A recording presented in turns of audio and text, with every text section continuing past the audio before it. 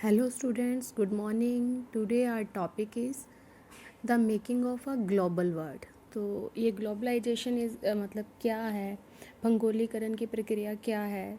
Is globalisation is an economic system. ये एक तरह का एक आर्थिक प्रणाली है जो कि आर्थिक सहूलतों को आगे बढ़ाने के लिए बहुत हेल्पफुल होती है and it emerge since 50 years. और इसको चलने का जो टाइम पीरियड है या कब से चलती आ रही है, कम से कम 50 साल हो चुके हैं। To understand the making of global world, इस चीज़ को समझने के लिए we have to understand the history of trade. हमें जो भी हमारे कह लो कि ट्रेड की एक हिस्ट्री है, व्यापार इससे संबंधित, व्यापार से संबंधित जो भी हमारा इतिहास है उसको समझना सबसे पहले बहुत ज़रूरी है। Migrations and people search for work.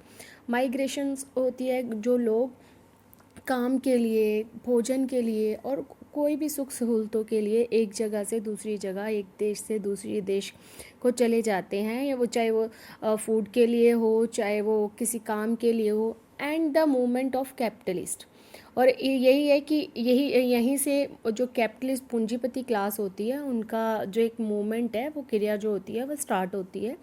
The pre modern word से हम स्टार्ट करते हैं सबसे पहले कि प्री मॉडर्न वर्ड कौन सा वर्ड था। वो जो स्टार्टिंग पीरियड जिसको हम 15th सेंचुरी के नाम से जानते हैं। Human societies have straightly more interlink. जो भी मानव समाज है वो शुरू से ही एक दूसरे के साथ लिंक में रहा है। मतलब उनका जो चीज़ों का आदान प्रदान या कह लो विचारों का आदान प्रदान, वो एक किसी न किसी तरीके से उनका जो संबंध है वो एक स्थान वालों का दूसरों के साथ जुड़ा आता रहा है या जुड़ा रहा है।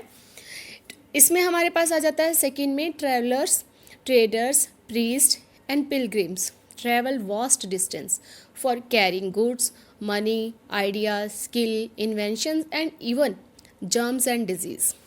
जो भी कह लो यातायात से रिलेटेड ट्रैवलर्स होते हैं जो एक जगह से दूसरी जगह पे जाते हैं, यात्री होते हैं, व्यापारी होते हैं जिसको हम ट्रेडर्स बोलते हैं, या पादरी, प्रीस्ट होते हैं, वो एक से दूसरी जगह पे सामान को पहुंचाने के लिए, चाहे वो पैसे का आदान प्रदान हो, या आइडियाज़ हो, या फिर उनके स्पेशल कोई स्किल्स हो, कोई इन्वेंशन हो, खोज हो, इवन देन जो जर्म्स हो गए, बैक्टीरिया, ये एक चेचक की बीमारी से संबंधित है गाइस। कि ऐसा हुआ था कि एक टाइम में पूरे के पूरे यूरोप या पूरे के पूरे एशिया में चेचक नाम की भयंकर बीमारी फैल गई थी। लेकिन जो पूरे के पूरे एशिया वाले लोग थे उनकी जो इम्यूनिटी थी वो काफ़ी स्ट्रॉन्ग थी, जिस वजह से वो इस बीमारी से लड़ पाए। लेकिन काम की खोज में या और किसी कारण से उन्होंने क्या किया, अमेरिका की तरफ जब वो लोग जाने लगे तो जो अमेरिका के लोग थे उनका कह लो कि जो इम्यूनिटी थी वो इतनी स्ट्रॉन्ग नहीं थी, जिसकी वजह से वो इस बीमारी का कह लो कि शिकार हुए, और बहुत मात्रा में जो अमेरिकन्स थे वो इसी बीमारी की वजह से मारे गए। तो इसी तरह जो कह लो कि जर्म्स भी है वो भी एक जगह से दूसरी जगह थ्रू द पर्सन्स क्या थे, वायरल हुए, या एक दूसरे को इस तरह की जो बीमारी थी, वो जो डिजीज़ थी, वो पूरे के पूरे जहाँ जहाँ भी वो वाले लोग गए, यूरोप से संबंधित, एशिया से संबंधित, इस तरह की बीमारियों का जो संचार था वो बढ़ गया। Indus valley civilisation was link with the West Asia. अब जो सिंधु घाटी सभ्यता है उसका शुरू से जो संबंध है वो वेस्ट एशिया के साथ रहा है। काउरीज अ फॉर्म ऑफ करेंसी, ये एक तरह की करेंसी है, एक मुद्रा की एक फॉर्म है, पैसे की एक फॉर्म है, फ्रॉम द मालदीव्स। कहाँ से? मालदीव की। नेक्स्ट हमारे पास आ जाता है silk route link the world. अब ये सिल्क रूट क्या था गाइस? ये सिल्क रूट एक ऐसा रूट था जिसके थ्रू पूरा का पूरा एशिया विद चाइना के थ्रू होते हुए पूरे के पूरे कह लो कि वर्ल्ड में ही व्यापार का जो संचार था वो बड़ा था। एक ऐसा रास्ता था जिसके थ्रू जो व्यापारी थे एशिया में आते थे या एशिया से बाहर व्यापार करने जाते थे। The silk route was regarded as the most important route, और ये बहुत ही महत्वपूर्ण एक ऐसा रास्ता था जो कि linking the distance part of the world, जो पूरे के पूरे विश्व के बहुत सारे जो दूर दराडे कह लो कि पार्ट्स थे वर्ल्ड के, उनको आपस में जोड़ता था। Route were existed even before the Christian era and flourish till the 15th century. और ये रूट कब पता चला, कब इसके बारे में सबको नॉलेज हुई, कम से कम क्रिश्चियन ईसाई इरा जिसको हम कहते हैं 15th सेंचुरी के करीब, जिसके थ्रू क्या था, तो Buddhist preachers, Christian missionaries and later on जो मुस्लिम कह लो use to travel by routes. जितने भी धर्म यहाँ पे आए, यहाँ कह लो कि इस धर्म का प्रचार करने वाले यहाँ पे आए, तो वो इसी रूट के थ्रू यहाँ से ट्रैवल हुए। Routes prove to be a great source of trade and cultural links. ये वाला जो रूट्स था गाइस, ग्रेट सोर्स, लोगों को कह लो, इसने बहुत या कह लो कि पूरे के पूरे विश्व को बहुत स्रोत दिए व्यापार करने के लिए। इसने बहुत सारे डिस्टेंस वाले जो वर्ल्ड के पार्ट्स थे या कंट्रीज थे, इनको आपस में जोड़ दिया।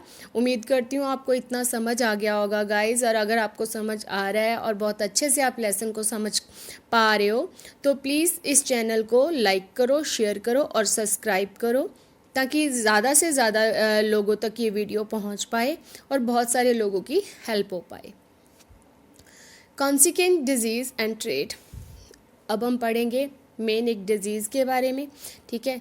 इन 16th century after European sailors found a sea route to Asia and America. जब 16वीं सेंचुरी में आफ्टर यूरोपियन सेलर्स ने क्या था, एक सी रूट ढूंढ लिया था, समुद्री रास्ता ढूंढ लिया था जो कि एशिया और अमेरिका को जाता था। The Indian subcontinent had been known for bustling trade with goods, people, customs and knowledge.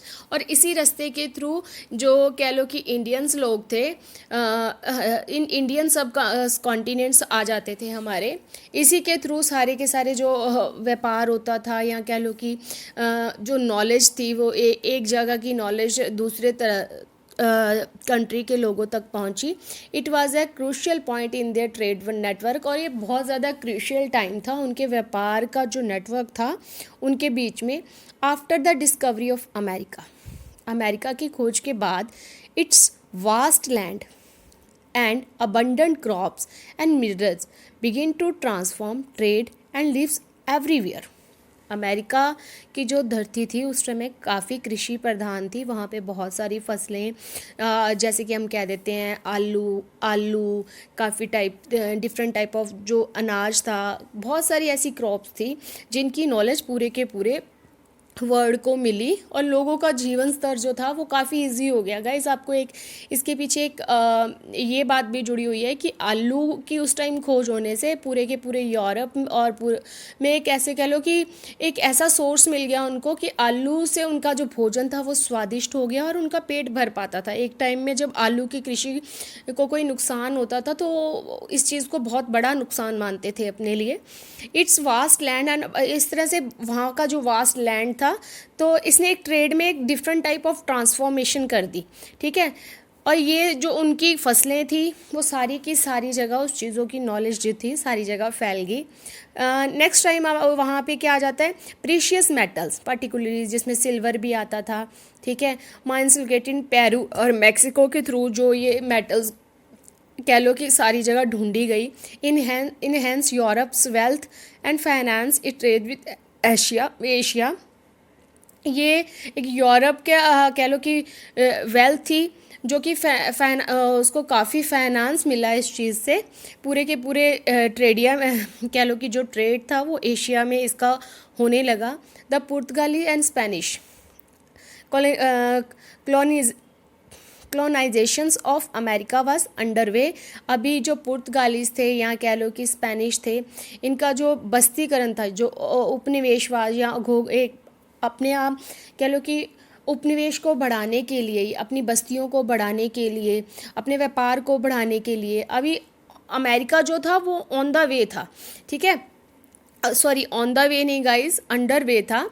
जबकि जो स्पेनिश और पुर्तगालीज थे उनका जो ये चीज़ थी वो काफ़ी मात्रा में कह लो कि चलने लगी थी।